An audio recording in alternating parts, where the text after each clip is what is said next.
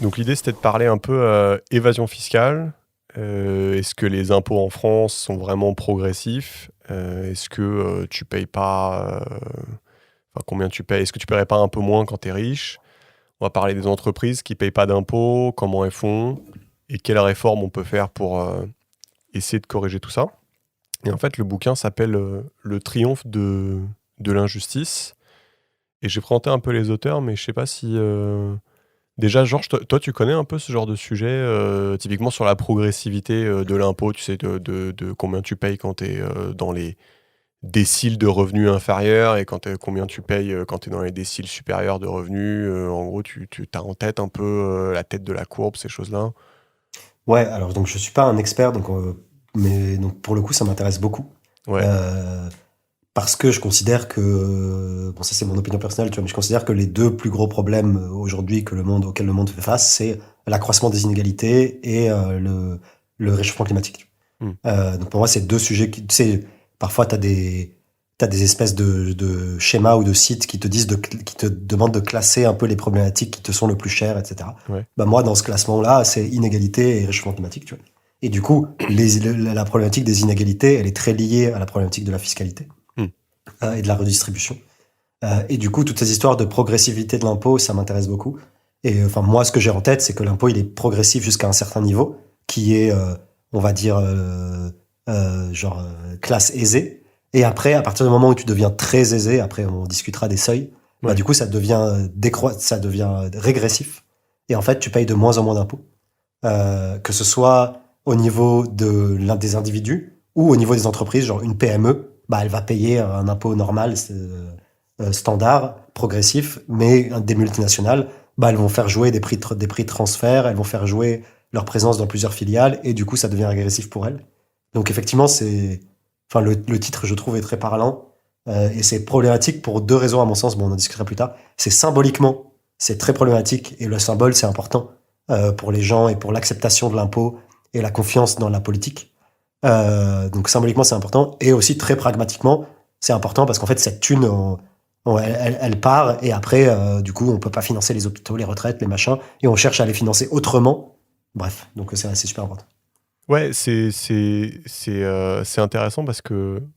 Enfin, déjà je suis assez impressionné que tu la tête de la courbe quand même en tête. Et vas-y, on a qu'à en parler tout de suite et je vais juste présenter le livre rapido. Donc, ça s'appelle le triomphe de l'injustice. Ça a été écrit par deux gars. Emmanuel Saez, qui est économiste français, spécialiste sur la taxation, les inégalités, et qui travaille avec Thomas Piketty. Donc, ça a l'air d'être un peu une resta. Euh, ah oui, il a fait un livre avec Thomas Piketty qui s'appelle Réforme du système fiscal français. Mais c'est plus ancien, c'est 2011, donc ça m'a paru peut-être un peu moins adapté. Et le deuxième auteur du livre, c'est Gabriel Zucman, qui est un économiste français, pareil, connu pour ses travaux sur les inégalités sociales, les paradis fiscaux, tout ça, tout ça. Et donc, ouais, donc Georges, tu disais, donc, tu as en tête que l'impôt, il est progressif jusqu'à un certain niveau de revenu, et que après ça commence à baisser. Je serais curieux de savoir aussi, enfin, Clem, toi, tu avais quoi en tête? Parce que je pense que tu étais peut-être un peu comme moi sur Bah, la progressivité de l'impôt. oui, oui, moi je pense que je suis assez naïve. Je pense que je Tu, tu, pensais tu, tu payais de plus en plus que tu quand payais t'étais. de plus en Ouais, plus. Et ouais, ouais. ouais. Ben moi, j'avais un espèce de schéma un peu comme ça en tête. Parce qu'en fait, Mm. souvent, tu sais, quand on te dit impôt, tu penses à impôt sur le revenu. Ouais, ouais. Et donc, tu sais, tu as ce réflexe, Georges, de te dire, bah, les pauvres, ils payent pas, du coup. Ils payent zéro. Et bah, tu sais, plus t'es riche, plus tu montes dans les tranches hautes. Et donc, tu te dis, bah, c'est cool, c'est progressif. Et en fait, ouais, je sais pas, moi j'avais un peu vite fait en tête que peut-être il y avait des gens qui faisaient un peu d'évasion fiscale, mais c'était assez flou pour moi, je savais pas trop ce que ça voulait dire. Mm. Et en fait, ce qui est vachement bien du coup, c'est qu'il te montre en fait un tableau, enfin pas un tableau, mais un graphe en fait qui te donne du coup le pourcentage d'impôts que tu payes en fonction de ton décile de revenus. Et tu vois, typiquement, les plus pauvres, donc enfin, quand tu mets tout à gauche de la courbe, au niveau des revenus, bah eux déjà ils payent 40% de leurs revenus en impôts. Et en fait ça vient d'où? En fait c'est essentiellement bah, la TVA, Ah oui. tu Mm. vois, et les cotisations sociales. En fait je savais pas, mais ils payent des cotisations sociales. T'avais ça en tête Euh, aussi, Georges, ou pas? Enfin, en gros, il paye Euh, 40%, tu vois, en ouais, France. non, j'avais pas le 40%, mais je savais Ouais, qu'ils payaient la TVA et les cotisations sociales. ouais. Et en fait, en pourcentage, ça chiffre beaucoup dans les bas revenus parce que, Bah tu ouais, vois. c'est ça. En fait, c'est toujours la TVA pour les déciles supérieurs, bah, ça représente un petit pourcent. Tu vois, c'est pour ça que, en fait, quand on discute, souvent on discute de l'augmentation de la TVA ou Ouais, de la modulation de la TVA. Et souvent, il y a des intervenants qui disent à juste titre que la TVA, c'est le pire des impôts. ouais. Parce que et parfois même des gens disent que c'est l'impôt sur sur la pauvreté. Parce qu'en fait, plus tu es pauvre, plus la TVA représente une charge élevée en proportion de ton revenu. Et, Et, bah, le et vocabulaire que c'est j'ai appris dans le livre, c'est ils disent la TVA est un impôt régressif. Et en fait, ça veut dire quoi? Ça veut dire que, bah voilà, c'est ce que tu dis, quoi. En gros, c'est plus plus t'es pauvre, plus ça prend une part importante de ton revenu. Ouais. C'est exactement ce que tu dis. exactement. Et en fait, c'est le pire truc, quoi. Les impôts régressifs, Ouais, globalement, on n'en veut pas, quoi. ouais. Et donc là, ça, c'est les déciles inférieurs. Et donc, effectivement, quand tu commences à monter vers 90, donc en gros, donc quand tu commences à arriver vers les 10% les plus riches, bon là, tu as atteint 50%. En gros, c'est 50% de ton revenu qui passe en impôt. Et après, ça commence à baisser. Tu vois, ça, c'est intéressant. Donc après, ça commence à baisser. Et ça baisse jusqu'à... Bah, donc tout à droite de la courbe, ça arrive jusqu'à environ 30-33%, quoi.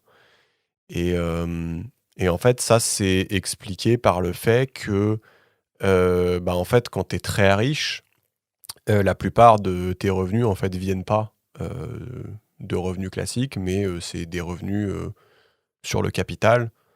Alors, des revenus sur le capital, c'est quoi? C'est si tu as plein d'actions, tu vas toucher un peu d'argent, des dividendes. Et bah, si tu as plein d'appartements, tu vas toucher tes loyers, des choses comme ça, quoi. Voilà. Et du coup, bah, vu que c'est moins taxé que les impôts sur le revenu, enfin la tranche haute des impôts sur le revenu, bah, du coup, ça fait mécaniquement baisser l'impôt des riches, quoi. Et donc, c'est Alors, assez en fait, intéressant. il y a le fait que, bon, ça, je suis pas assez renseigné, mais peut-être qu'effectivement, certaines sources de revenus sont moins taxées que d'autres. Ouais, Mais je pense que surtout, ce qui joue beaucoup, c'est que quand tu deviens très riche, tu peux te payer le service de professionnels de l'optimisation fiscale ouais, qui tordent le système en ta faveur, mais de manière tout à fait légale.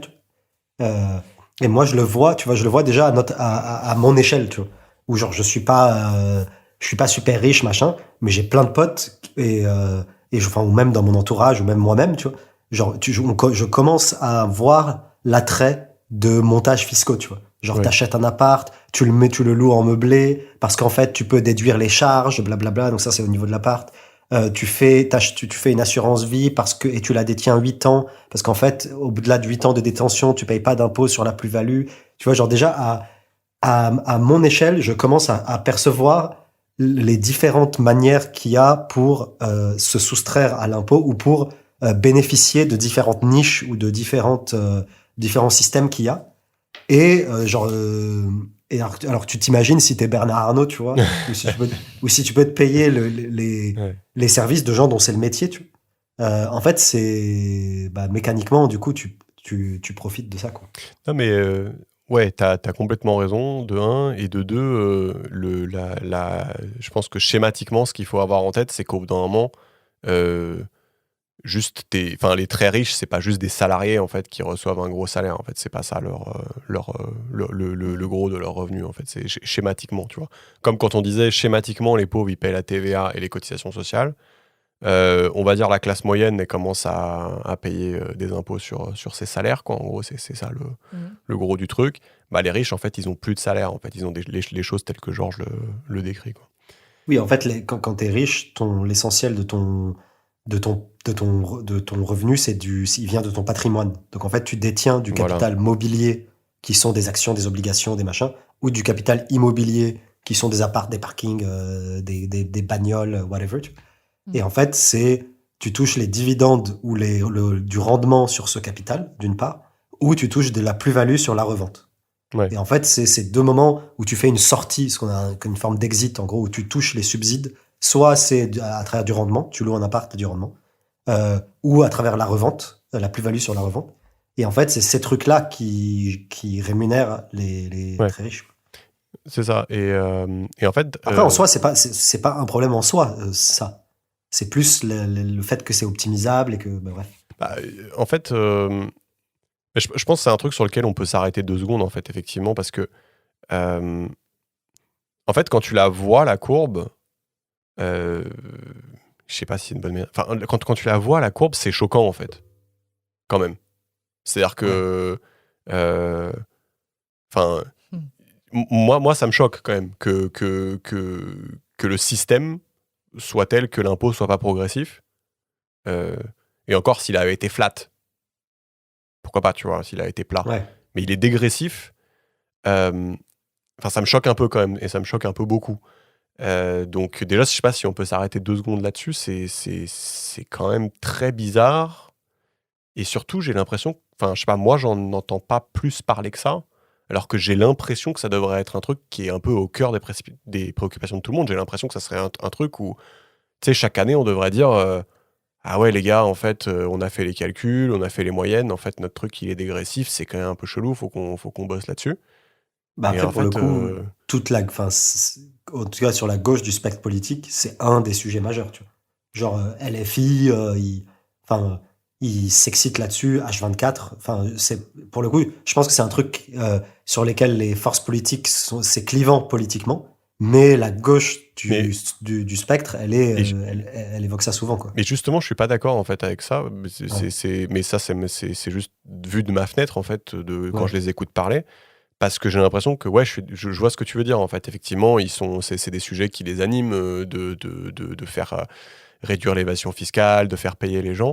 Mais de le présenter de cette façon cash, en gros, ah oui. qu'aujourd'hui, c'est régressif et que c'est inadmissible, je l'ai jamais entendu. Et je trouve ça trop bizarre, quoi. Enfin, parce que je trouve que c'est parlant, tu sais. Tu dis, bah, regarde la courbe. Bah, c'est juste. En fait, Oui. quand tu dis que c'est régressif, pour moi, sur un plateau télé, en fait, je vois pas quel contre-argument tu pourrais apporter à mais c'est bien que ça soit. Tu vois. Alors, il y en a trois, je pense, Ouais. parce que j'ai pas mal pratiqué le truc. Il y en a Vas-y. un, c'est oui, mais je paye beaucoup d'impôts. Peut-être que j'en paye 30%, mais j'en paye 10 milliards, Oui, alors que les pauvres, en ils en payent valeur 2000. absolue, d'accord. Ouais. Donc, en gros, tu passes le truc en valeur absolue. Ouais. Bon, Ce qui est pas con, ok, pourquoi pas. Ouais. voilà, je, je vais pas m'attarder là-dessus, mais je trouve ça complètement con, mais c'est un argument. D'accord. Donc voilà, en gros, toutes les entreprises, que ce soit souvent quand elles sont mises face à ça, donc Total ou les individus, Bernard Arnault, Mm. ils te disent oui, mais l'année dernière, j'ai payé 275 millions d'impôts. Je trouve que c'est quand même suffisant, tu vois, bref. Mm. Donc tu passes en valeur absolue. Deuxième truc, c'est tu dis qu'en fait, si tu ne permets pas, qu'en fait, tu as créé beaucoup d'emplois et que tu as créé beaucoup de richesses, Mm. et donc, en fait, cette accumulation de richesses, elle t'a permis de créer par ailleurs. Donc, en fait, que c'est pas un gâteau que tu te partages, c'est un gâteau qui s'agrandit. Mm. Donc, en fait, tu dis oui, oui, peut-être que l'impôt est régressif, mais justement, j'ai créé l'année dernière 4700 emplois, j'ai généré X revenus de chiffre d'affaires, etc. Et le troisième argument, ou c'est l'argument 2 bis, qui vient avec celui-là, c'est de dire, bah écoutez, si vous accroissez la pression fiscale, en fait, on est dans une compétition mondiale et toutes les entreprises et tous les individus font de l'optimisation fiscale et que du coup, si on se permet d'être plus restrictif en France, eh bien, il va y avoir fuite des richesses, fuite des capitaux et fuite des entreprises et que du coup, on va perdre la compétition mondiale. Mm. Donc en fait, il y a un argument, tu passes en valeur absolue Mm. et il y a l'argument 2 et 3, c'est de dire, bah en fait, l'accumulation de richesses crée de la richesse, ruissellement, blablabla. Et du coup, et par ailleurs, tant que, et par ailleurs, il y a une pression fiscale assez élevée en France, en moyenne de 40 ou 50% des revenus, et que du coup, si on durcit, bah, ça va générer une apocalypse et tout le monde va se casser. D'accord. Ok, ouais, c'est intéressant, je pense qu'on pourra revenir sur chacun des trois. Euh, je voulais juste faire la remarque. Ouais, tu voulais. Mais tu vois, l'argument de la compétition mondiale, je trouve j'ai du mal avec ça parce que je trouve qu'il est difficilement contrable, tu vois. Et j'aimerais bien voir si ce bouquin y répond. Et par exemple, tu peux prendre des exemples de pays Oui. qui ont augmenté assez fortement les impôts, voir s'il y a eu fuite ou pas, etc. Et c'est là où moi j'ai des lacunes, j'ai pas Ouais. les chiffres en tête. Bah, Et j'aimerais bien ça, tu vois. il va en parler sur comment tu peux taxer les sociétés qui n'ont pas un siège social chez toi ou qui ont un siège social chez toi. Et je pense qu'on va pouvoir faire l'analogie avec les individus. Donc ça, on pourra essayer d'aborder ça, ouais. Euh, Et ce que je voulais juste rajouter, c'est que là, je parlais d'un livre que le gars, la Saez, avec Piketty, ils avaient fait. Et ils ont aussi fait un site qui s'appelle révolutionfiscale.fr. Et en fait, tu peux simuler tes réformes fiscales. Donc, c'est assez rigolo. Et en gros, la leçon à tirer de ce site internet et des simulations de Piketty, c'est que augmenter les impôts sur le revenu des riches, en fait, ça sert à rien. Ouais. C'est-à-dire qu'il avait fait une simu où, en gros, il avait mis l'impôt sur les riches, l'impôt sur les revenus hyper haut. Et en fait, ça faisait quand même du dégressif. Et en fait, c'est ce qu'on disait tout à l'heure, c'est qu'en fait, leurs revenus viennent pas de là, quoi. Donc, le truc qu'il propose, je trouvais ça intéressant, même si c'est un autre bouquin. Le truc qu'il propose, Piketty et Saez, c'est de mettre en place ce qu'ils appellent un nouvel impôt sur le revenu. Donc, bête de nom. Mais qui tient compte de vraiment tous les revenus. Du coup, tu sais, salaire, plus retraite, plus chômage, plus revenu du capital, plus les plus-values. Les plus-values, c'est quand tu vends un truc plus cher que ce que tu as acheté. Voilà. Ouais. Donc, en gros, ils disent le seul moyen de contrer ça, c'est de faire ce nouvel impôt sur le revenu qui tient compte de tous les revenus. Voilà, ce qui méritait d'être cité, je trouvais ça pas con. Ouais, ou en tout cas, enfin, une chose est sûre, c'est qu'il faut pas faire ce que Macron a fait, qui est la flat tax, qui est de dire, genre, quand tu revends tes actions ou tes machins et que tu fais une plus-value, tu es taxé par défaut à 30%, je crois. Oui, c'est ça, 30%, ouais. Et c'est la première mesure que Macron a faite, qui est Ouais. l'exact inverse que ce qui est dit là. Oui, c'est ça. C'est-à-dire que si tu, c'est ça, parce que ce qui est dit là, c'est que plus tu fais Voilà. d'argent en revendant tes actions, Voilà. plus tu Plus rentres t'es dans des censé tranches d'impôts Voilà. élevées. Ouais. Et Emmanuel Macron, l'une des premières mesures quand il a accédé à la présidence, c'est de faire ça. Et ça représente des montants énormes en Ouais. perte de revenus fiscaux. Et donc, je pense que le vocable président des riches lui sied bien. Ouais, Et du coup, comment lui il justifie d'avoir fait ça? mais le ruissellement. Le ruissellement, ok. Il dit ruissellement, compétitivité, startup nation, Ok. parce que du coup, ça va pousser les gens à devenir entrepreneurs, ça va rendre la place de Paris ou la place de la France dans la course De à l'innovation. la création de boîtes, de l'innovation, et ça va attirer des capitaux qui vont investir en France. Blablabla. Ok. Ouais, on peut dire deux mots sur Manu parce que je trouve que c'est un peu. Je trouve qu'on est en plein dans le sujet. Enfin, là, on enregistre l'épisode. Là, c'est le moment où les gens s'excitent sur la réforme des retraites. Je sais pas quand est-ce qu'on va le publier, peut-être probablement un peu plus tard. Mais je trouve que c'est parlant aussi parce que moi, une des réflexions que je me fais sur la réforme des retraites, en gros, j'ai pas trop d'avis sur est-ce qu'il faut travailler plus ou pas. Peut-être peut-être va y avoir une crise écologique, il va falloir ramasser les patates à la main et peut-être il faut travailler plus, j'en sais rien. Mais en fait, ce qui est hyper gênant en fait, et hyper malaisant, c'est que tu vois, j'ai l'impression que Manu, il fait que taper tout le temps sur les mêmes en fait. Tu vois ce que je veux dire? Et c'est exactement ce qu'on vient de dire, Georges. C'est-à-dire que là, tu parles de la flat tax. C'est-à-dire que d'un côté, quand il s'occupe des riches, il s'en occupe avec la flat tax. Et de l'autre côté, quand c'est pour taper sur le reste des gens, c'est des trucs comme la réforme des retraites ou le prix des carburants ou les choses comme ça.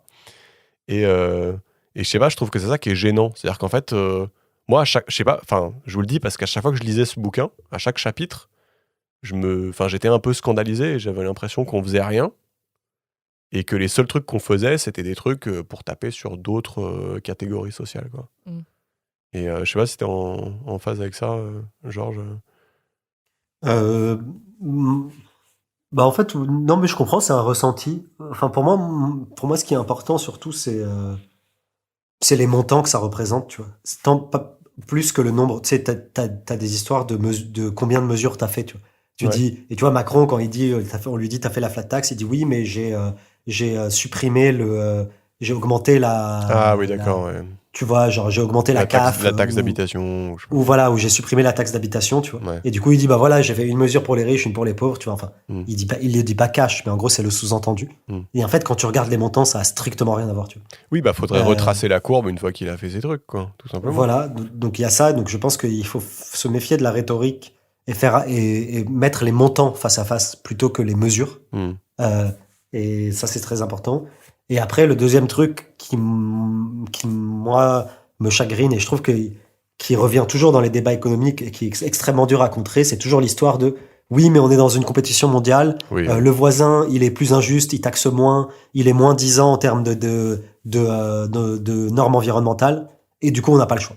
Ouais. Et en fait, cet argument, genre, quel que soit le débat, que tu sois sur les retraites, que tu sois sur la fiscalité, que tu sois sur les normes environnementales, que tu sois sur les normes sociales, À chaque fois, tu dis oui, mais je comprends, je suis d'accord, il faut prendre soin des salariés, machin. Mais en fait, si on fait ça, on est niqué. Et, Ouais. et en fait, cet argument, il est chiant parce que je pense qu'il faut être assez pointu pour le contrer et il faut faire des études comparatives et il faut voir, etc. Et en fait, tu peux pas le contrer par la rhétorique, quoi. Ouais, bah écoute, on va en parler, tu vas voir. Et c'est pas, ouais, on va en parler, mais tu vois, c'est pas définitif, en effet, c'est des arguments. Bah, t'es obligé de t'appuyer sur des données, et après, bah, c'est toujours possible que on a encore en parler tout à l'heure quand on arrive à ce moment-là. Euh, et, euh, et oui, et juste pour dire un peu ce qu'ils ont fait, Piketty, ils ont fait un truc où ils se sont donné comme objectif d'avoir une progressivité des impôts et de rester à l'équilibre, c'est-à-dire rester à l'équilibre budgétaire. Tu vois ce que je veux dire? C'est-à-dire récolter la même quantité d'argent.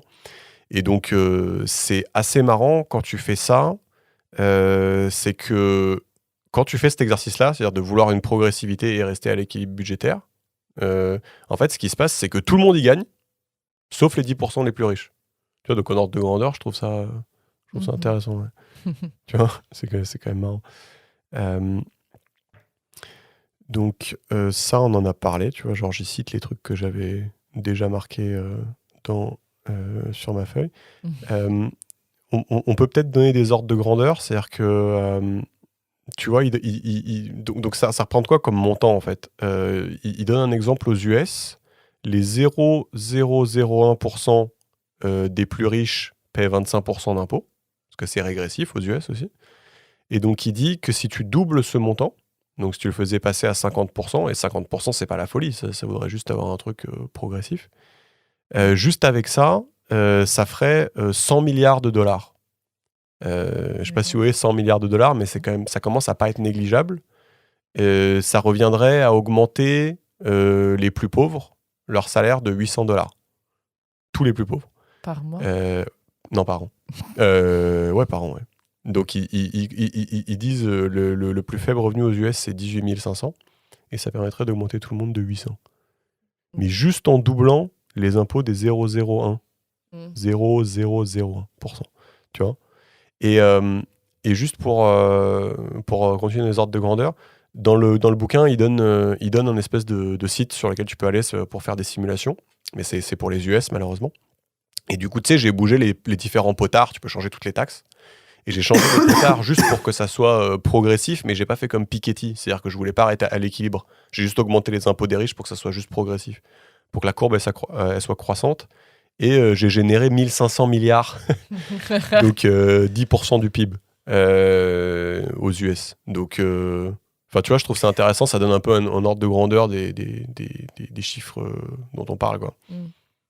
Ouais, non, c'est super intéressant. Et puis, je trouve que pour moi, il y a un débat de fond qui est un débat un peu idéologique. Tu vois. Enfin, il y a deux trucs pour moi. Il y a le truc pragmatique, il y a le débat pragmatique de est-ce que quand tu augmentes les impôts, en fait, toutes les entreprises se cassent et tous les riches se cassent. Donc ça, c'est plus. En gros, pour moi, il y a deux trucs. Il y a genre, est-ce que idéologiquement et moralement, quel est notre avis? Et après, une fois que tu as un avis, est-ce que tu peux, ou une fois que tu as une solution, est-ce que tu arrives à l'implémenter? Donc là, tu passes au pragmatique. Mais du coup, avant de passer au pragmatique, enfin, tu vois, pour moi, il faut aborder le truc sur sur les deux points et commencer par le moralement. Qu'est-ce que tu penses y est juste? Et dans un monde idéal, qu'est-ce qu'on voudrait faire? Et après, en deux, pragmatiquement, si on veut faire ça, comment on fait? Est-ce que c'est faisable ou pas? Ouais. Tu vois? Et tu vois, moralement, genre, pour le coup, je pense que c'est très difficile enfin, je trouve que moralement, genre, comment dire, genre, à partir d'un certain niveau d'accumulation de richesse, je pense que tout le monde est d'accord pour dire que, genre, c'est inutile, quoi. Tu vois, genre, une fois que t'as 10 millions, t'as 10 millions. Non, mais tu vois ce que je veux dire? Donc, enlevons, tu vois, parce qu'en fait, quand tu dis ça, les gens, tout de suite, ils passent à la phase 2.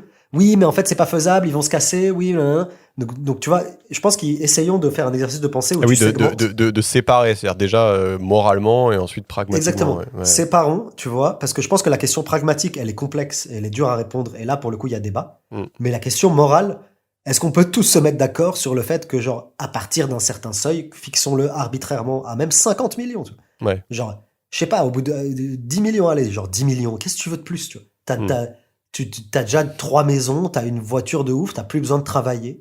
Genre, tu vois, à un moment donné, genre, ça sert à rien, tu vois. Mais Donc, là, je vais dire un truc ouais. peut-être naïf, mais là, est-ce qu'on rentre pas dans un truc psychologique? Moi, j'ai souvent entendu, mais voilà, genre mes parents ou des gens dans mon entourage dire ça, que à un moment, plus t'as d'argent, plus t'en veux, enfin, ou moins tu veux en perdre. Enfin, et du coup, en fait, ce facteur-là, je sais pas du tout, ça se trouve, c'est une grosse connerie que je suis en train de dire, mais du coup, ces gens-là, ils ont le pouvoir, puisqu'ils ont de l'argent, de faire en sorte qu'on on leur fasse pas payer plus d'impôts. Et en fait, ce truc de ce que tu dis, toi, à partir d'un certain seuil, c'est bon, j'ai assez. Bah, en fait, eux, non, ils ont jamais Ouais, assez. mais c'est ça, mais vous dites deux choses différentes. C'est-à-dire que toi, tu dis que eux, ils ont pas envie de lâcher la thune. Mais Ouais. ça, je comprends. Mais Georges, il dit, est-ce qu'ils sont, Oui, mais du coup, est-ce qu'ils ont droit moralement à avoir cette thune-là, ce qui est pas tout à fait pareil. Tu vois, Mais je comprends qu'ils aient pas envie de la lâcher, moi, oui, personnellement. c'est ça. Non, mais moi, je suis d'accord si avec tu me toi. demandais Clem, de lâcher sur le la fait thune, oui, je mais serais du pas coup, chaud. moralement, ils vont jamais être d'accord avec Georges. Oui, Ah oui. non, mais eux Tu ne vois sont pas d'accord. Mais ce qui est Eux, important, c'est la majorité, tu vois. Ouais. Bah ouais, Et mais en fait, la majorité, enfin, eux, ils ont la En fait, majorité de thunes. Enfin, je veux dire, ils ont ce pouvoir-là d'imposer leur morale, quoi, en fait. Enfin, En fait, je peux vous donner les éléments du bouquin. C'était à la fin, mais c'est pas grave, vous me faites foutre le bordel.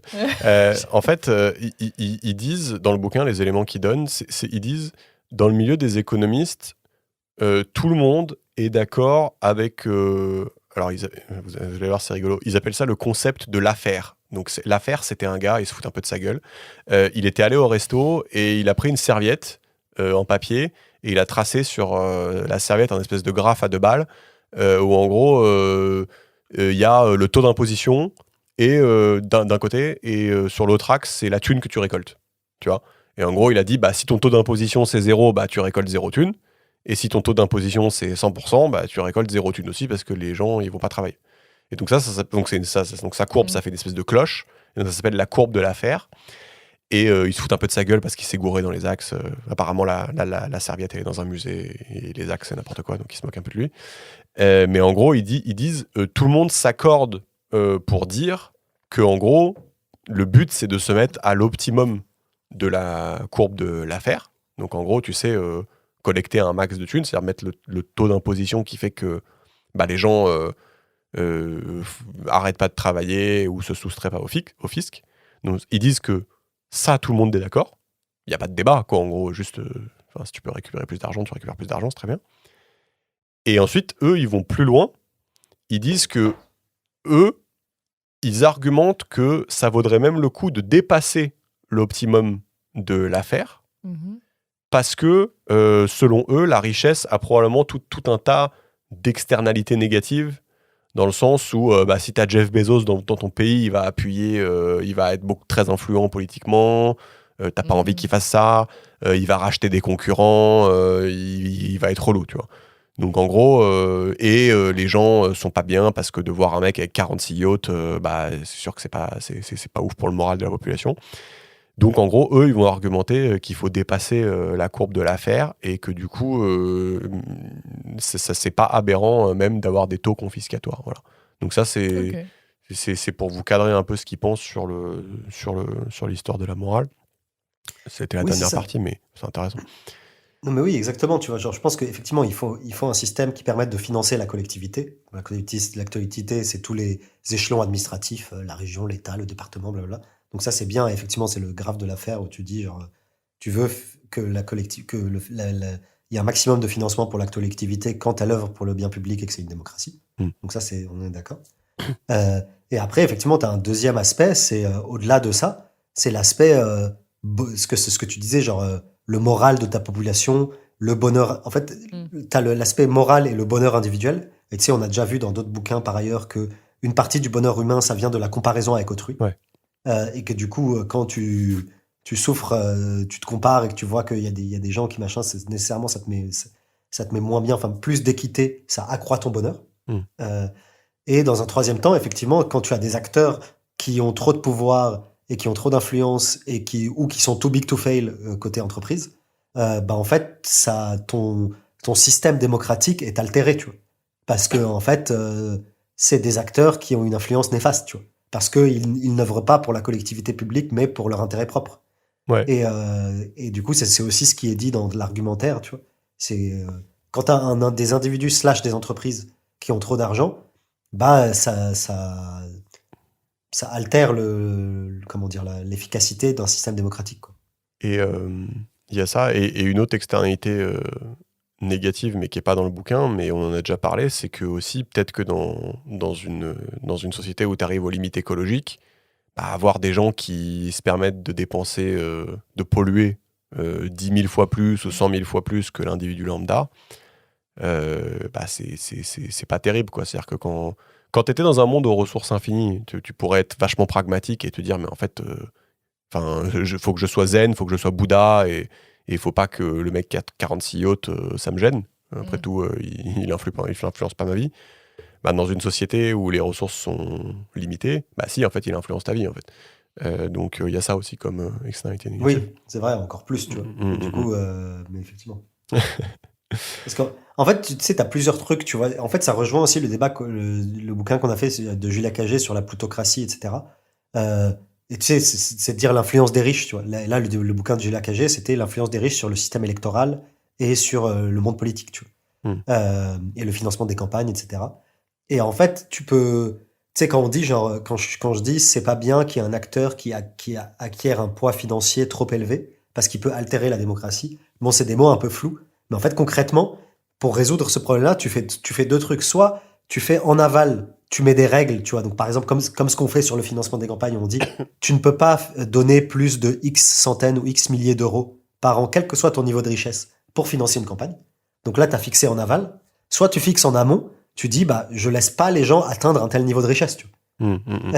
Et pour moi, bon, bien sûr, on fait les deux, etc. C'est compliqué. Mais tu vois, quand tu fais un exercice de pensée, il est quand même plus simple de résoudre le problème en amont et d'empêcher les gens d'avoir un tel niveau de richesse ou un tel niveau d'influence, plutôt que de fixer le problème en aval, où sur chaque domaine où ils peuvent intervenir, tu dis, bah, tu vois ce que je veux dire? Oui, c'est vrai que c'est pas con. Oui. Ce que tu dis, c'est-à-dire qu'au lieu de le laisser avoir 10 milliards et à chaque fois lui dire, ah non, tu peux acheter que 3 baguettes de pain. Exactement. Voilà, genre, et ah non, tu peux acheter que 4 Ferrari parce qu'après tu pollues trop. Ou ah non, tu peux pas laisser tes 10 logements vacants parce qu'après il y a trop de SDF, etc. Ouais, en fait, ne le laissons pas avoir 10 logements, tu vois.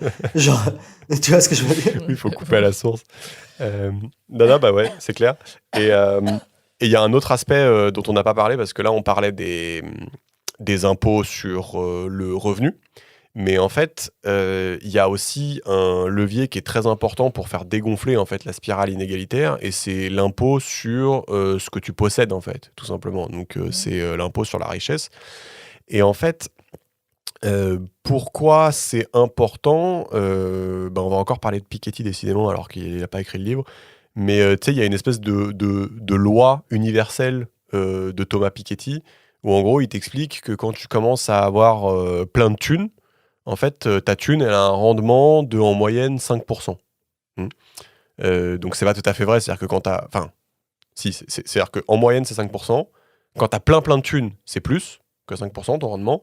Et quand t'as pas tant de thunes que ça, que t'as des apparts et des choses comme ça, c'est moins. D'accord ? Mais donc, il y a cette espèce de loi qui est que, en gros, le rendement du capital est environ de 5%. Et ce rendement-là, vu qu'il est supérieur de loin à la croissance, qui est de 1%, voire moins, en gros, ce qui t'explique, Thomas Piketty, c'est que tu as une espèce de divergence des inégalités, quoi. C'est-à-dire qu'en gros, ceux qui ont de la thune, exponentiellement, ils en ont de plus en plus, parce qu'ils ont un facteur 5% chaque année, alors que les autres, ils ont juste un facteur 1%. Et donc, en fait, le seul levier que tu as pour contrer cet effet pernicieux d'accumulation, bah, en fait, c'est de taxer la richesse, tout simplement. Et donc, voilà. Donc, dans leur simulateur Piketty et Saez, tu peux simuler aussi une taxe sur la richesse. Mais que dire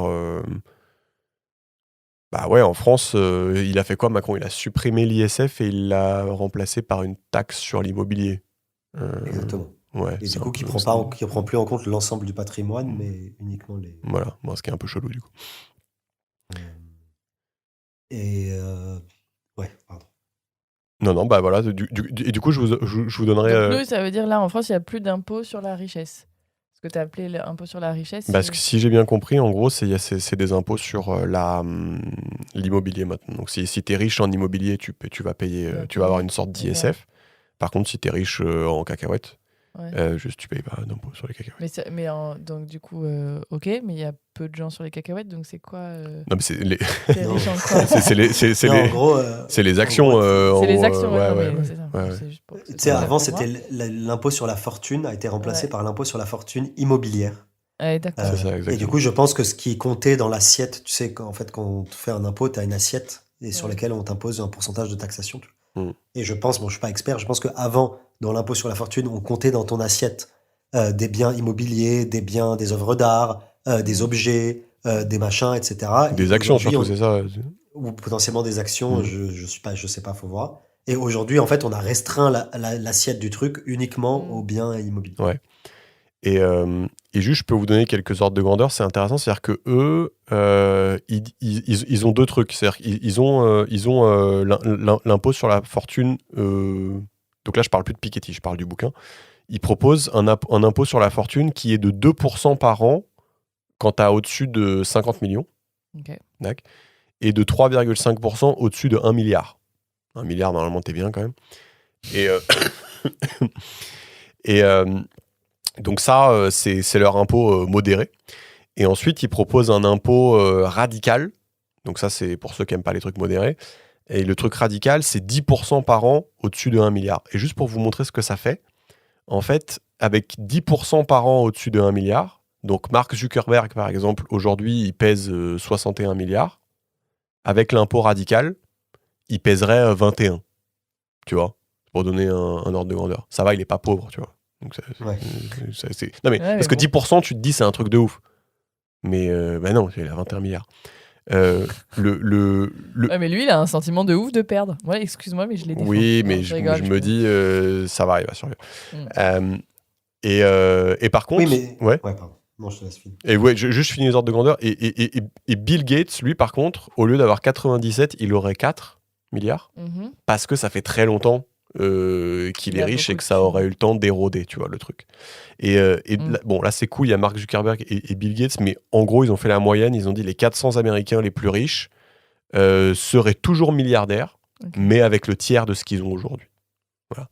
Donc, tu vois, ça vous donne un peu des ordres de grandeur, mais avec le truc radical. Hein. Oui. Après, tu sais, tout le débat sur... bon, moi, je suis pas d'accord, mais en gros, le débat sur les impôts sur le patrimoine, c'est de dire... en fait, c'est pas de l'argent que tu as... Enfin, ça génère pas de rendement, tu vois. En gros... si. Enfin, si, ça génère du rendement, mais justement, le rendement, il est taxé. Mais le débat, c'est de dire, par exemple, je prends un exemple fictif, tu vois, j'ai un énorme palace qui coûte 5 millions, ou qui coûte 100 millions, allez, 100 millions. Et en fait, si tu me dis, du coup, c'est mon seul patrimoine, j'ai que ça. Ouais. Et tu me dis, je vais te le taxer à 10% par an. Du coup, tous les ans, la première année, je dois donner 10 millions à l'État. Et en fait, la réponse typique, c'est de dire, en fait, moi, ce palace, faut le vendre. Voilà. Donc, ça contraint à le vendre. Et pour le coup, moi, je suis d'accord, en fait. Moi, je suis pour, parce que du coup, ça réduit la richesse. Ouais. Mais il y a certaines personnes qui disent, en fait, c'est un bien qui me génère pas du revenu, c'est juste j'en ai la jouissance. Pourquoi tu vas me forcer à le louer ou à le vendre pour pouvoir payer les... Enfin, tu vois, il y a un débat là-dessus. Bon, moi, j'ai ma réponse et je pense que je suis d'accord avec toi. Mais juste, voilà. Ah oui. Et tu vois, t'as l'exemple un peu caricatural qui est souvent pris, qui pour moi est un peu malhonnête intellectuellement, qui est pris du pêcheur de l'île de Ré qui a vu sa maison accroître fois 100 en valeur et que du coup il est forcé de la vendre alors que c'est la maison de ses aïeux, machin. Bon, déjà pour moi c'est un edge case, tu vois, c'est comme on a dit, c'est un cas extrêmement minoritaire, donc tu construis pas des lois en fonction des cas extrêmement minoritaires. Et par ailleurs, oui, il a forcé à vendre et voilà pourquoi pas. Tant pis, c'est ça. Ouais.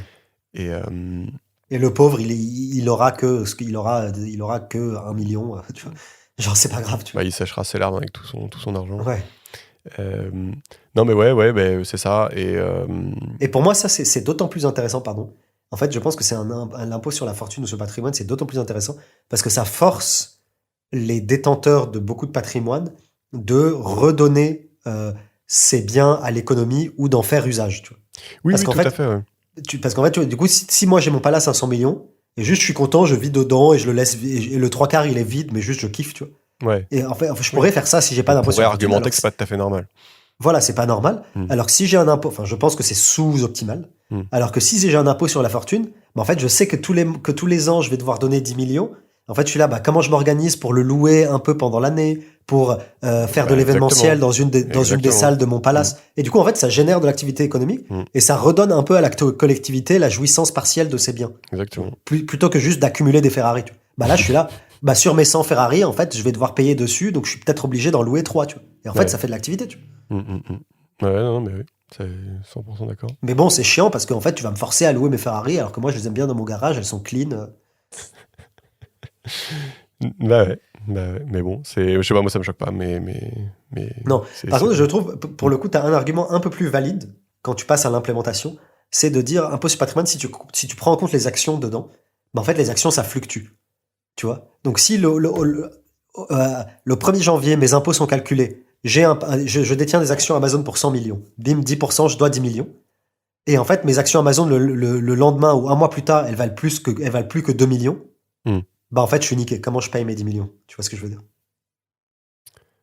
pas trop. Mais ils font pas pour estimer l'impôt, ils font pas une espèce de moyenne sur l'année, vu que ça Bah justement, fluctue. faut voir comment c'est calculé. Ah Et tu oui, vois, genre, d'accord. Oui, en fait, tu- le problème, c'est qu'il y a certains biens mobiliers, notamment les actions, dont Mm. les valeurs peuvent fluctuer fortement. Ouais, énormément. Et du coup, si à la date de calcul de l'impôt, mes actions, elles valent 100 millions, et du coup, je dois 10 millions, Ouais. et en fait, 2 mois plus tard, au moment où je dois payer, où j'ai la relance parce que j'ai oublié de payer, parce que Mm. j'ai une phobie administrative, bah 2 mois plus tard, en fait, mes impôts, Bah ouais. l'action Amazon a chuté de 50%, C'est du Covid. vécu, Je me souviens.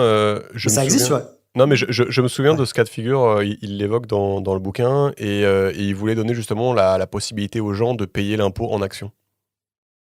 Tu vois ce que je veux dire? C'est-à-dire qu'en gros, tu dis, Donc tu juste payes 10% de tes actions. par 10%, si on est dans le cas de figure Oui, de mais tu l'impôt la payes en radical, action. Oui, mais ça résout pas le problème de l'action à chuter, tu vois. bah pourquoi? C'est-à-dire qu'en gros, si tu as 100 actions Amazon, tu Oui, mais t'en lâches je 10. reprends mon exemple. Après, encore une fois, peut-être que c'est un edge case, tu vois. Peut-être que ça arrive pas souvent. Non, mais si tu as 100 actions Amazon, t'en lâches 10, Non, mais tout simplement. Non, Quelle attends, que soit leur valeur. j'ai 100 millions d'actions Amazon. Ouais. Ok, prends en valeur, pas en nombre d'actions. Ah ouais, mais tu vas me niquer si tu prends en valeur, mais vas-y. Voilà.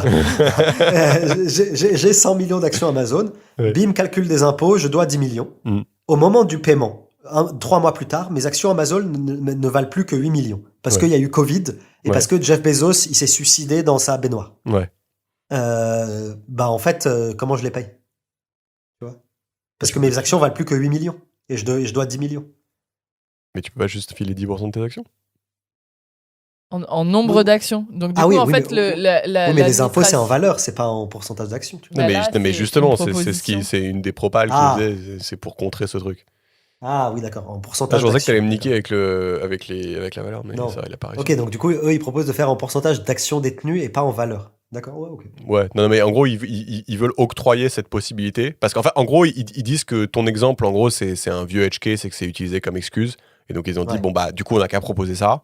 Ok. Ils pensent que personne ne le fera. Ouais. Mais comme ça, au moins, ils peuvent pas Ok. être relou. Euh,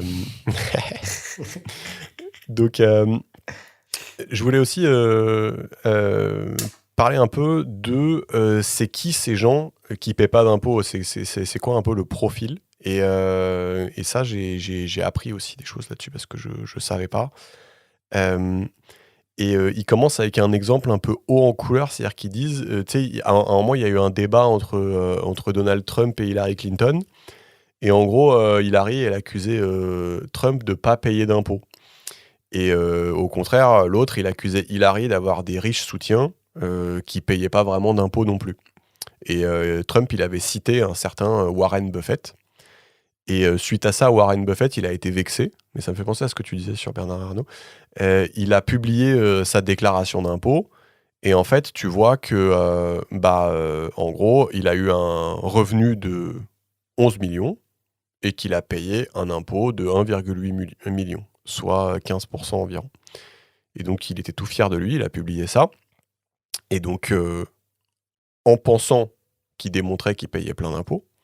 Et en fait, les auteurs disent, en fait, c'est tout le contraire, parce que la fortune de ce gars-là, Warren Buffett, c'est 65 milliards. Et donc, du coup, si tu lui appliques un taux de rendement en étant généreux 5%, alors que normalement c'est beaucoup plus, en gros, dans l'année, il aurait gagné 3,2 milliards et pas du tout 11 millions. Tu vois, parce qu'effectivement, c'est ce qu'on disait au début du livre. En fait, quand tu es riche, ton salaire, c'est pas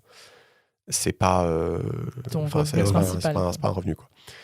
Et donc, du coup, en fait, si tu fais le calcul, il a été imposé à 0,055%. Donc, en fait, ça, c'est intéressant parce que moi, ça me donne des éléments pour commencer à comprendre en fait ce qui se passe, ce que j'avais pas vraiment compris. C'est qu'en fait, le gars ne touche pas de revenus, en fait. C'est juste son patrimoine qui s'accroît, donc ses actions qui valent de plus en plus. Mais en fait, tant qu'il les retire pas, tu vois ce que je veux dire ? Parce qu'en fait, lui, pour pouvoir vivre, pour s'acheter des jet skis et tout dans l'année, bah juste, il vend 100 actions, je dis n'importe quoi, et juste, ça lui fait 10 millions. Et juste, il s'achète des jet skis et des Twix, tu vois. Mais le reste de sa fortune, il la garde. Et ça s'accroît avec cette espèce de rendement incroyable. Je sais pas si ça vous paraît clair, Oui, sur oui, la petite exactement. En fait, subtilité. En fait, tu es taxé, l'État prend son dû au moment où tu encaisses Exactement. tes D'accord. plus-values ou ton rendement ou tes dividendes. Ouais. Et donc, tant que ton rendement, tes plus-values, tes dividendes restent au niveau de ta structure juridique, donc en France, que ce soit une SASU ou une SCI ou je ne sais quoi, Ouais. en fait, tant que ton entreprise, elle ne verse pas sous forme de dividendes ou sous forme de salaire ou sous forme de plus-value l'argent à des individus précis, ben en fait, il n'y a pas de taxation. Donc en fait, le rendement, il reste dans les caisses de l'entreprise en question. Et après, l'entreprise les réinvestit, ça s'accumule, ça s'accumule. Et en fait, c'est comme ça aujourd'hui que tu crées du patrimoine. C'est qu'en fait, le rendement de ce patrimoine, idéalement, tu le gardes dans ta structure juridique, tu le réinvestis d'année en année, il s'accroît, il s'accroît, il s'accroît. Et comme ça, tu crées ton patrimoine et tu crées ta rente. Tu vois. Et moi, en fait, la première fois que j'ai lu ce truc-là, je m'étais dit, en fait, ça me choque pas spécialement, en fait, parce que, enfin, tu vois, s'il a envie de faire Oncle Picsou avec ses 65 milliards et juste, tu sais, prendre des bains dans son argent et jamais le retirer, parce que dès qu'il le retire, on le taxe, bah, tu sais, j'avais un peu une réaction du genre, bah, ok, tu vois, enfin... Fair enough.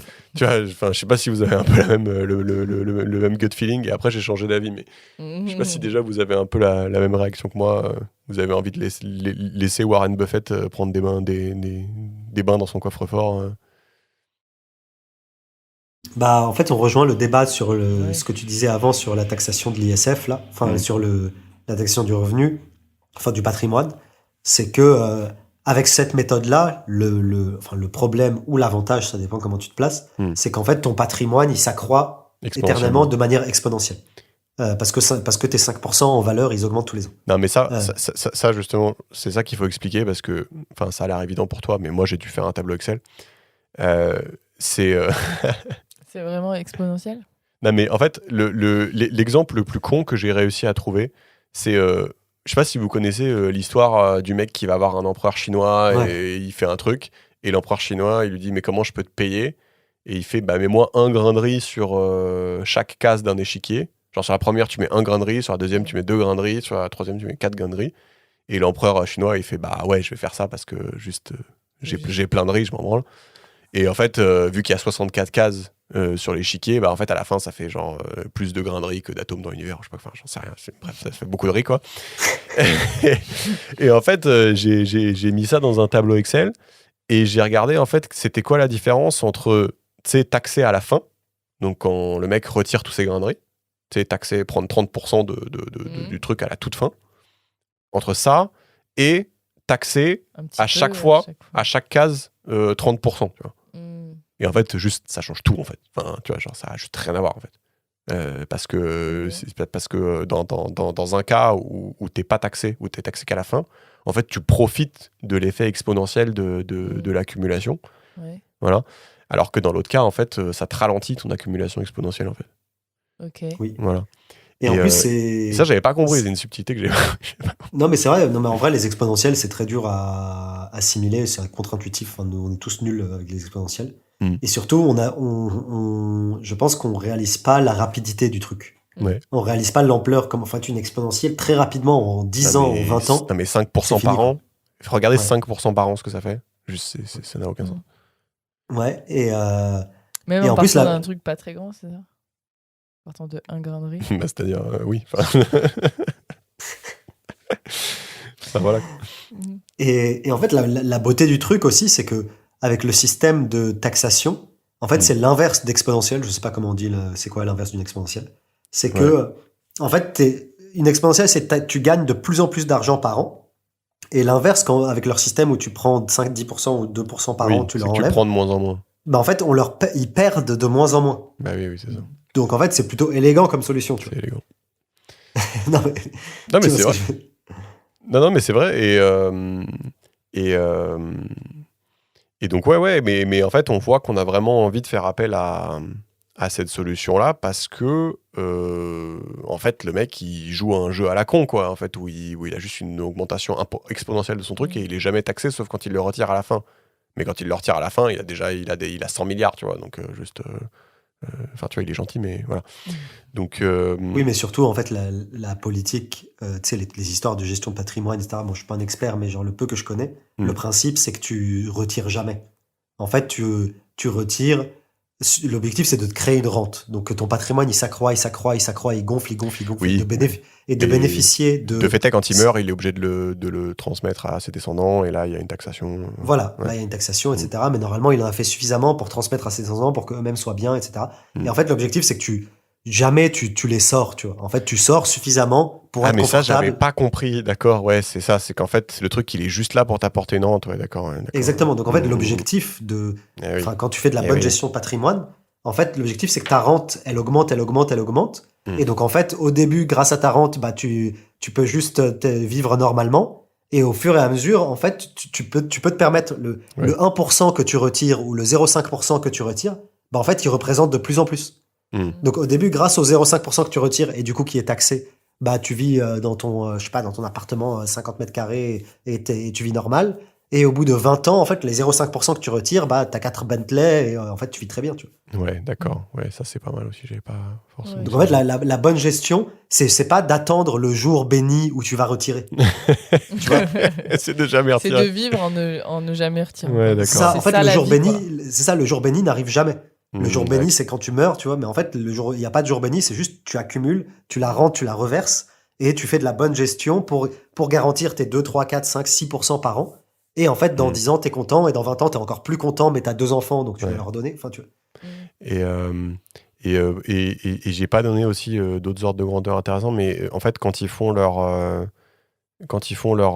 impôt sur la fortune modérée, là, le truc 2 au-dessus de 50 millions et 3,5 au-dessus d'1 milliard, en fait, ça fait dégonfler la fortune des 400 plus riches. En fait, aujourd'hui, en Amérique, les 400 les plus riches, ils possèdent environ 3,5% de la thune. Vous voyez ce que je veux dire ? De la richesse totale. Ouais, d'accord. Ok. Ouais.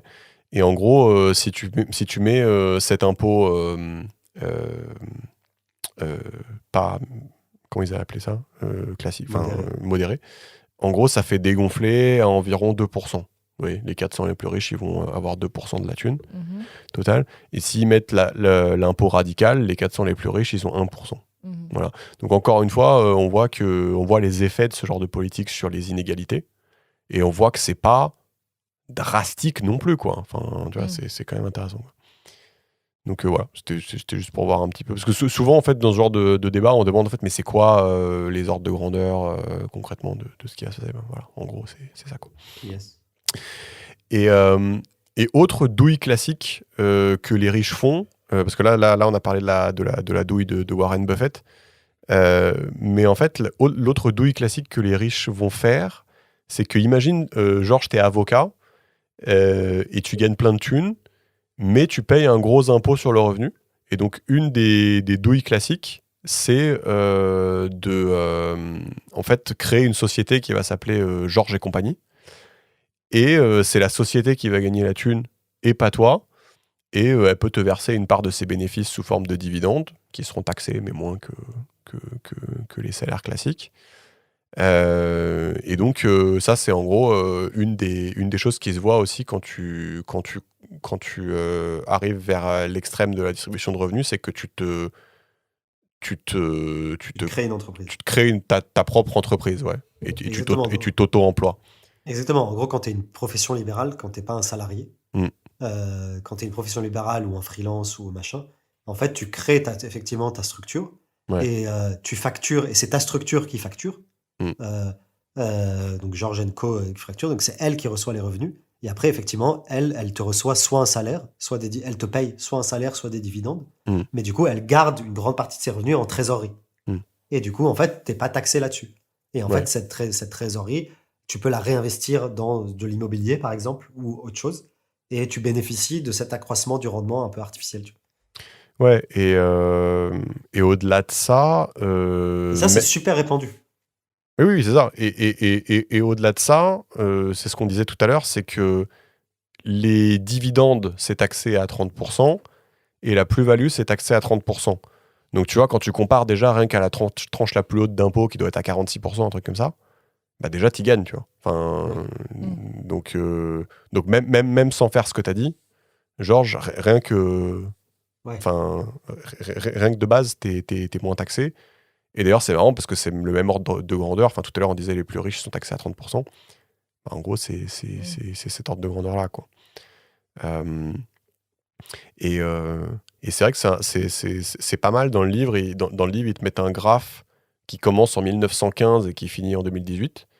Et tu vois que la taxation sur le travail, elle fait que augmenter. D'accord ? Donc, les impôts que tu payes sur ton salaire. Et par contre, la taxation sur le capital, bah, en gros, elle fait que baisser. Elle fait que baisser depuis 1945. Okay. Voilà. Donc on voit clairement qu'il y a ce phénomène-là de, en gros, je sais pas, on taxe de moins en moins le capital et on taxe de plus en plus le travail, quoi. Ouais. Donc ce qui est intéressant aussi. Donc ça, c'était les gens qui payent pas d'impôts. Tu vois, ouais. Et ça, c'est marrant parce que ça rejoint précisément ton débat sur la réforme des retraites. Tu vois, genre, là, on dit ce qu'on dit, c'est que le travail est de plus en plus taxé. Ouais. Et le capital de moins en moins. Et parallèlement à ce mouvement-là, ce qu'on dit, c'est il faut que les gens travaillent plus pour financer leur retraite. Mais en fait, si tu n'avais pas moins taxé le capital, peut-être que les retraites seraient déjà financées. Donc tu vois, c'est la double peine, quoi. Non seulement les salariés, tu les taxes plus, mais en plus, tu leur dis de bosser plus parce que du coup, tu as des déficits dans tes budgets. Tu vois ce que je veux dire ? Ouais, bah, je vois complètement ce que tu veux dire. C'est exactement ce qui me titille. C'est exactement ce qui me titille. Mais là, du coup, juste pour revenir sur ce que tu disais dans la partie d'avant, donc les gens qui payent pas d'impôts, c'est en fait, c'est pas les gens les plus... Non, on a dit, eux, ils payent pas mal d'impôts en proportion. C'est pas les gens les plus pauvres ou machin, c'est les gens les plus riches qui en fait, ont pas de salaire et ne payent rien sur leur salaire, quoi. Ouais, ils c'est ne ça. payent... ok. Bah, en après, proportion de ce qu'ils ont, en fait, ils payent quasiment pas d'impôts, quoi. Non, après c'était les deux phénomènes qu'on a cités. C'était soit tu te constitues en société, Ouais, non, j'ai et dans compris. ces cas-là, bah, tu es à 30, ou alors tu réinvestis.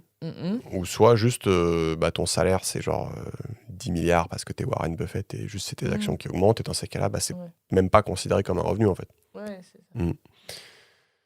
Donc, il y a autre chose que je voulais expliquer qui était assez cool. J'ai beaucoup après, je savais pas non plus comment ils faisaient.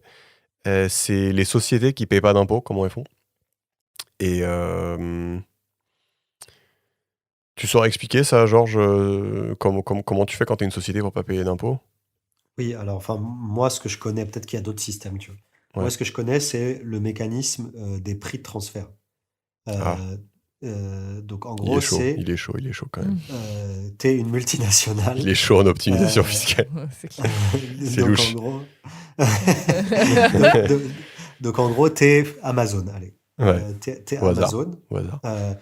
Tu as des filiales dans tous les pays parce que tu vas adresser tes clients dans tous les pays. À date, rien de bizarre.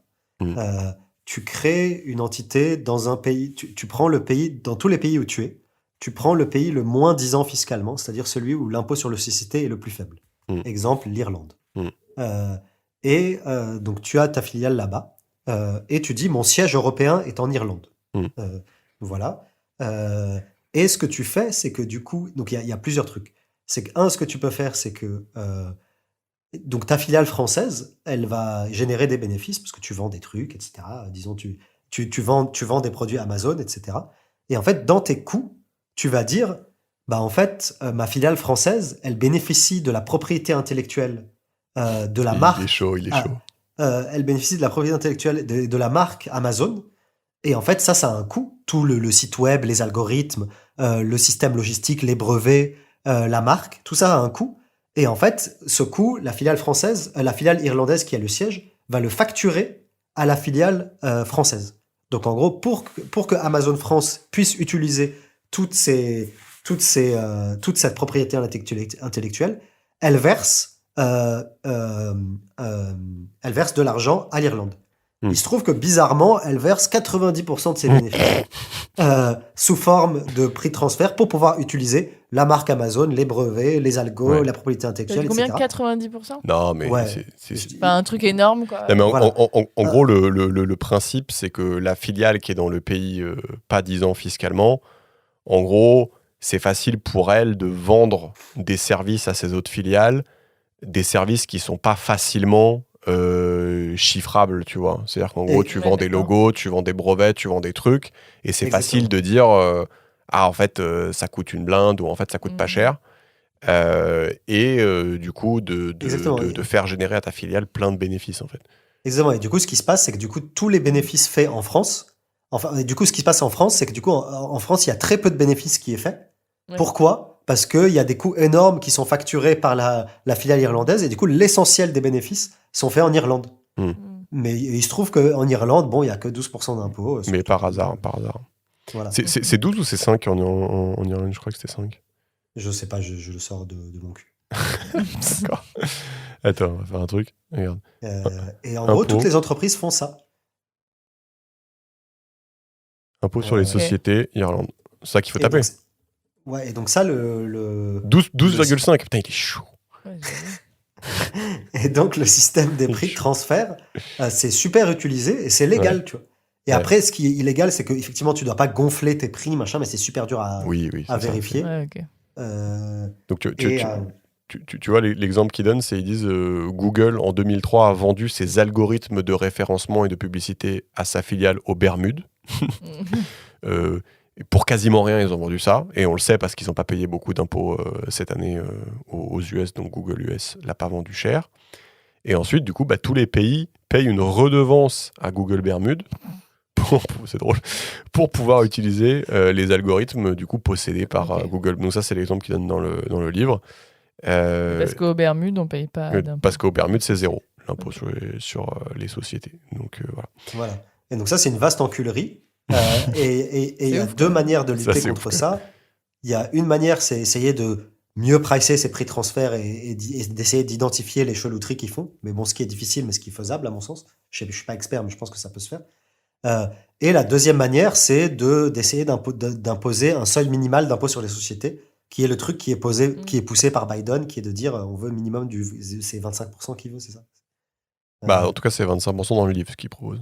Voilà, et donc ce qu'il propose 25%, du coup peut-être Biden, c'est à 15% ce qu'il dit. D'essayer d'imposer un seuil minimal de l'impôt sur les sociétés dans un groupe de pays suffisamment vaste pour que ça fasse plus ou moins boule de neige, tu vois. En fait, eux, ils proposent un truc encore plus pragmatique que ça. Donc il y a deux solutions. La solution numéro 1, c'est quand l'entreprise a le siège social, j'arrive pas à le dire, siège social chez toi. Donc, je sais pas, en gros, ils disent, imagine, t'es italien et on parle de Fiat, tu vois. Donc ça, c'est la première solution. Je vais expliquer comment tu fais. Et là, il y a une deuxième solution quand c'est pas une entreprise à toi. C'est juste, t'es en France et c'est Fiat, tu vois. Donc, la solution numéro 1, quand t'es l'Italie et que tu parles de Fiat, en gros, imagine, Fiat, ils font apparaître 1 milliard de bénéfices en Irlande, taxé à 5%. Pourquoi dans le bouquin, ils disent 5%? Oula, ça mérite un fact-checking. Non, parce que je pense qu'en Irlande, tu dois avoir un système pour payer moins encore que l'impôt. Ah, d'accord. Bon, là, du coup, dans le bouquin, effectivement, ils disent 5%. Mais ce qui m'étonnerait pas, parce que sinon, je vois pas pourquoi tu irais en Irlande et pas aux Bermudes. Tu vois, si c'est 0 aux Bermudes, ça commence à être très tentant. Enfin bref, euh, ne nous égarons pas. Donc, si Fiat enregistre 1 milliard de bénéfices en Irlande et un autre milliard aux Bahamas ou aux Bermudes, taxé à 0%, selon les auteurs du bouquin, la solution, ça pourrait être de dire, pour l'Italie, de dire « Ok, t'as payé 5% en Irlande, chez moi on paie 25%, donc tu me paies les 25% de différentiel. » Les 20%. Les 20%. Les 20% de différentiel. Ok, t'as payé 0% sur ton île, tu me paies la différence, donc tu me paies 25%. Voilà. Et ils disent que ça viole aucun des traités internationaux, il n'y a aucune donnée supplémentaire à collecter, on a déjà toutes les données, donc en gros, il suffit juste de le mettre en place selon eux. Et donc ça, c'est la solution pour quand tu as une entreprise à toi. Parce que déjà, ça vous paraît... Oui, je crois que j'avais lu un article là-dessus et je trouvais ça pas idiot. C'est pas con. En gros, oui. C'est en gros, tu fais payer le différentiel d'impôt sur les sociétés entre là où t'es. Et... Voilà. Bah, après, le risque, c'est que les mecs déplacent leur siège social. Voilà, alors là, il y a deux choses à dire. C'est qu'en effet, c'est très difficile d'estimer la thune que tu vas gagner parce qu'en pratique, tu vas pas gagner de thune parce que juste en fait, les mecs vont juste arrêter de mettre leur siège aux Bermudes, enfin leur bénéfice aux Bermudes. Du coup, ils vont aller dans des pays normaux où tu es taxé normalement. Donc, enfin, tu vois, si tu es Fiat et que tu vas dans un pays où tu es taxé à 25%, bah, du coup, les Italiens, ils peuvent prétendre au différentiel s'ils mettent en place cette réforme, c'est-à-dire 25 moins 25, 0. Quoi. Ouais. Hein. Donc, tu vois, si eux, ils ont plus d'avantages à aller aux Bermudes, bah, ils vont pas aller aux Bermudes. Donc, c'est plus pour... Ouais, mais du coup, pourquoi ils iraient ailleurs et pourquoi ils diraient pas, bon, bah, on reste en Italie, quoi. Non, mais oui, mais c'est exactement ça. Mais enfin bref, du coup, l'esprit, c'est de dire qu'ils vont arrêter de faire ça. Et que du coup, tu vas arrêter de collecter. Enfin, du coup, c'est difficile d'estimer combien tu vas collecter. Et ensuite, il y a ce que disait Georges, c'est changer le siège social de ton pays, de ton entreprise. Mais ils disent, bon, déjà, il va y avoir la solution 2 pour pallier à ça. Mais même là, dans le cadre de la solution 1, ça s'appelle l'inversion fiscale de changer de siège social. Et c'est très difficile à faire. C'est-à-dire qu'en gros, il faut fusionner avec une autre entreprise. Et en fait, tu n'as pas le droit de fusionner avec une entreprise à 2 balles, en fait, juste que tu as créé une société écran. Il faut que l'entreprise avec laquelle tu as fusionné, si j'ai bien compris, elle soit plus grande que la tienne pour prendre le siège social. Voilà. Ah ouais ? Donc, c'est pas juste j'embauche un avocat, il fait une lettre et je me mets un siège social au Bahamas. C'est pas juste toi qui décides. Voilà. Parce que même si tu as... même si tu as des, je sais pas, des locaux, des machins dans cet autre pays où tu veux mettre ton siège social, non. tu peux pas. C'est pas dire, en fait, finalement, je me suis bourré. Voilà, non. Voilà. Je savais pas, ça, c'est intéressant. Voilà, bon alors là, j'ai pas fait de fact-checking ni rien, je les cite, donc déjà, faut que j'ai bien compris, et 2, faut pas qu'ils racontent de conneries, mais il me semble que voilà, ça paraît quand même assez logique. Et quoi qu'il arrive, de toute façon, il donne une solution 2, qui s'appelle les impôts défensifs. Donc ça, c'est quand le siège social est pas chez toi. Donc imagine, t'es la France et on parle d'Apple. Donc eux, ils donnent l'exemple de Nestlé. Donc Nestlé qui est suisse et donc qui paie seulement 5% d'impôts parce que son siège social est en Suisse. D'accord. Et qui par conséquent fait chier le monde. Du coup, leur stratégie là, de l'impôt défensif, c'est de prendre les bénéfices mondiaux de Nestlé. D'accord. Imagine, t'es les US. Donc, tu prends les bénéfices mondiaux de Nestlé. Tu calcules le déficit fiscal de Nestlé. C'est-à-dire, imagine, tu dis, bah, moi, j'ai envie qu'ils payent 25% sur leurs bénéfices mondiaux. D'accord. Je sais pas si vous me suivez. Donc, voilà. Tu dis, moi, je suis les US. Je veux que Nestlé paye 25% sur ses bénéfices. Aujourd'hui, quand je regarde mondialement, ils payent que 5%. D'accord. Ensuite, tu constates que Nestlé fait un certain pourcentage de chiffre d'affaires chez toi, j'en sais rien, moi, 30%. D'accord. Et ben du coup, tu vas taxer 30% du différentiel qu'ils n'ont pas payé. Vous voyez le truc ou pas ? C'était ça que j'avais lu. Je crois que j'avais lu un c'est ça que tu avais lu.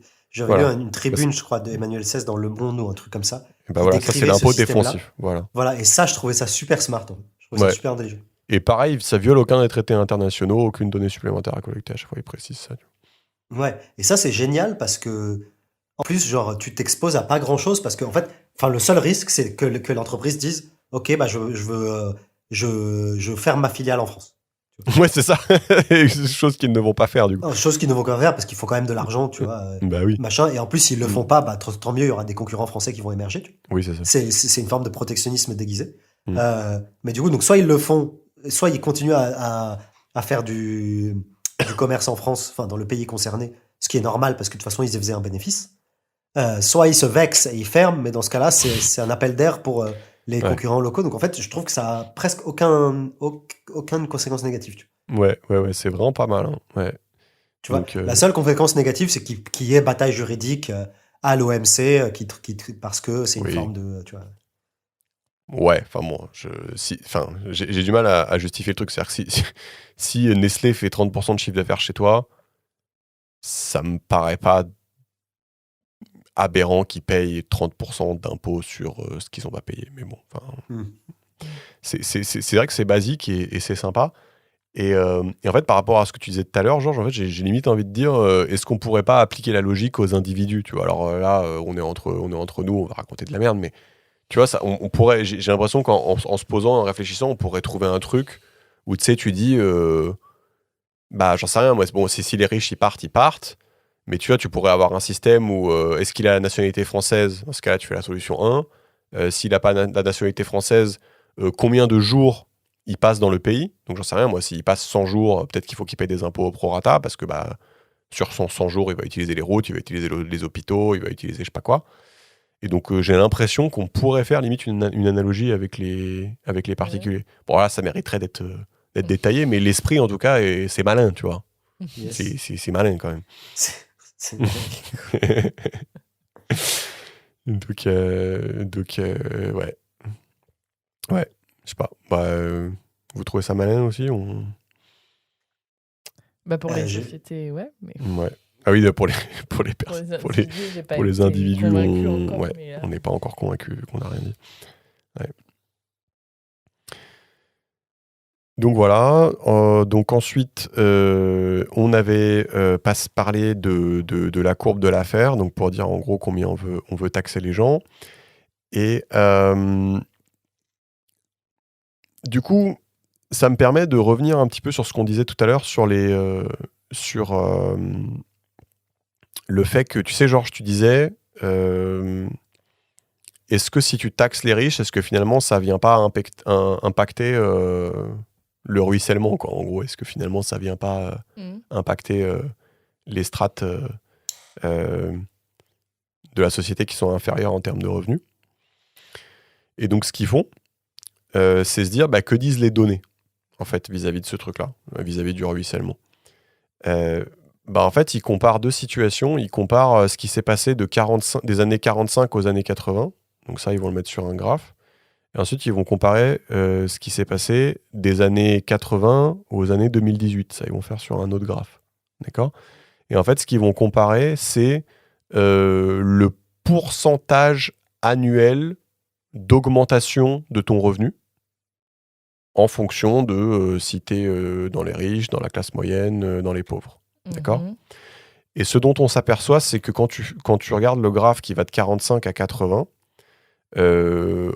en gros, toutes les classes de revenus avaient une augmentation de revenus d'environ 2%. D'accord ? Riches, pauvres, classe moyenne. Sauf les très très riches où en gros là ça baisse, ils avaient une augmentation que de 1%, d'accord. Okay. Et je sais pas si vous savez, mais les années 45-80, elles sont justement connues pour leur taux confiscatoire en fait d'impôts. Je sais pas si vous aviez ça en tête. Non.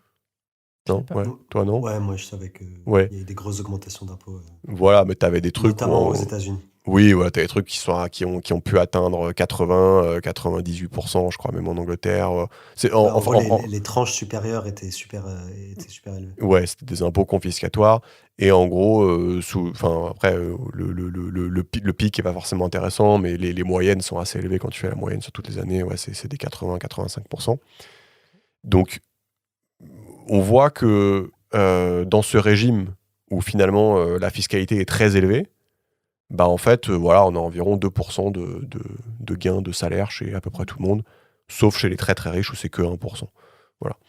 Et quand on compare à 80-2018, donc des années 80 à 2018, où là, pareil, je sais pas si vous avez ça en tête, mais du coup, c'est Ronald Reagan qui est arrivé au pouvoir aux États-Unis et qui a fortement baissé les impôts, du coup. Et ben là, quand vous regardez 80-2018, bah, en gros, la courbe, elle est plus du tout flat.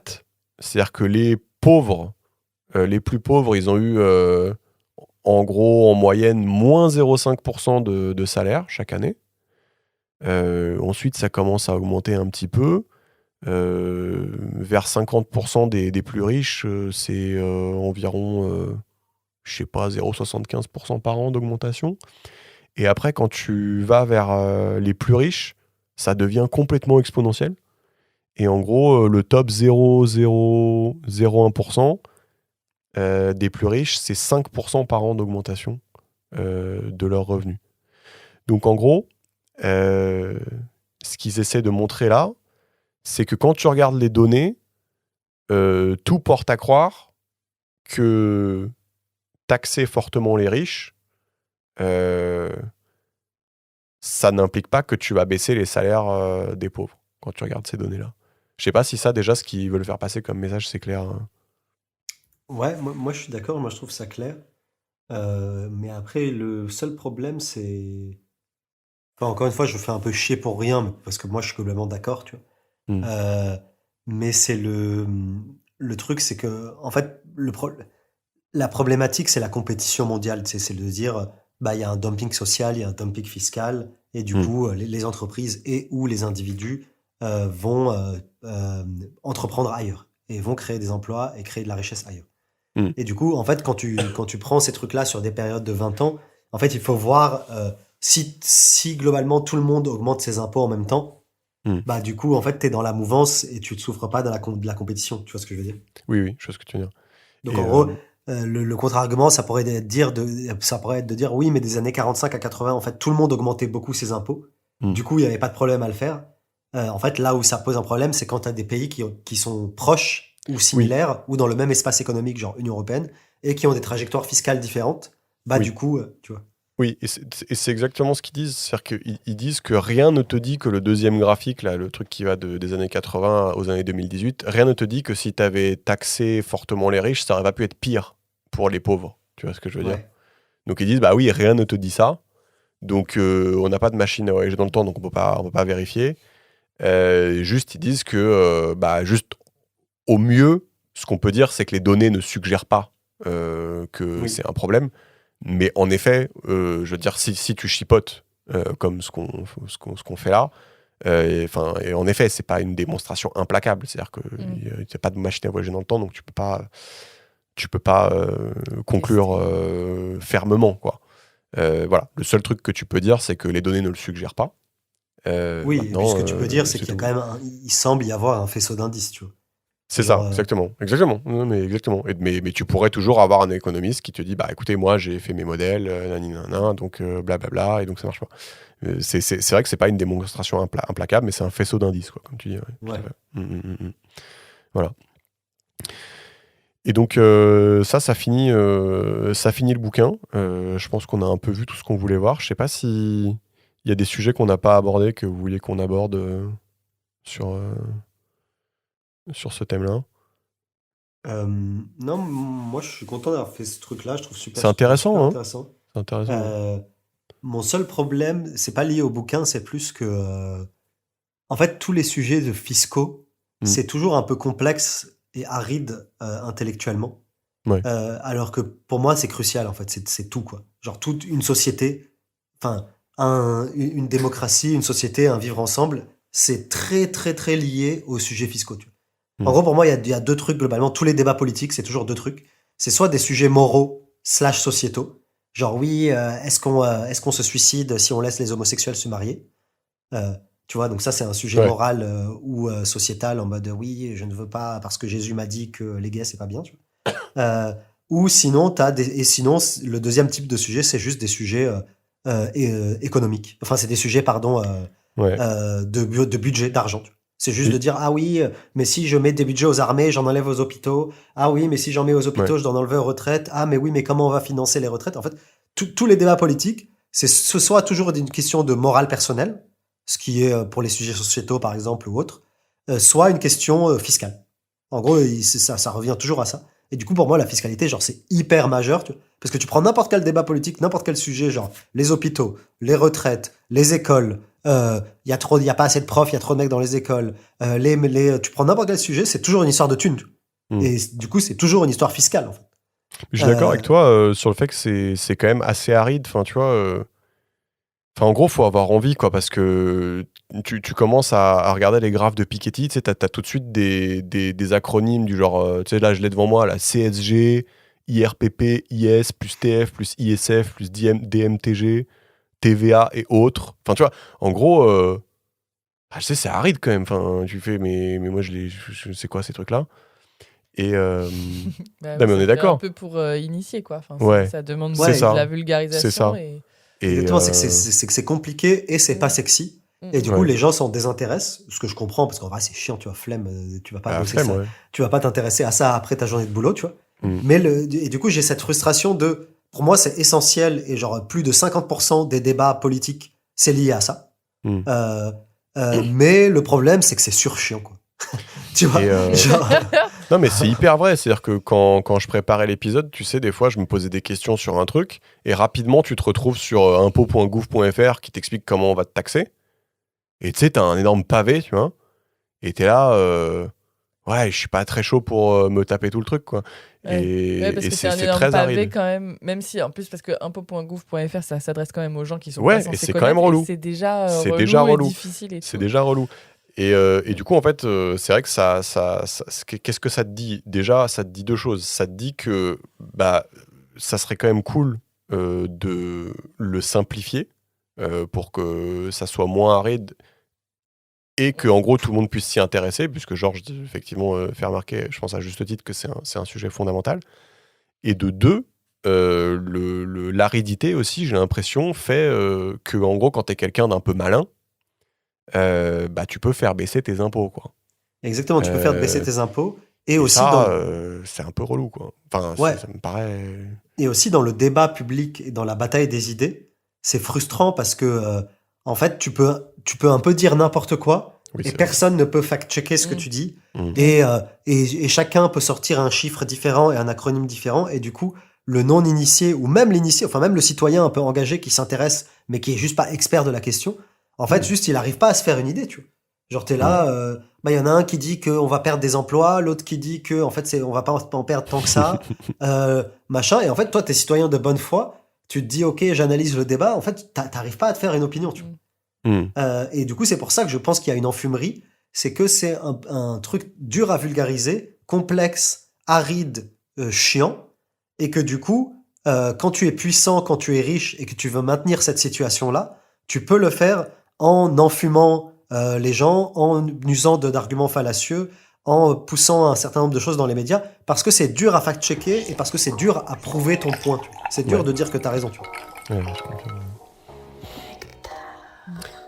D'accord. Sur ces belles paroles, est-ce qu'on s'arrêterait pas là ou vous voulez continuer à... On peut s'arrêter. Allez. Bisous.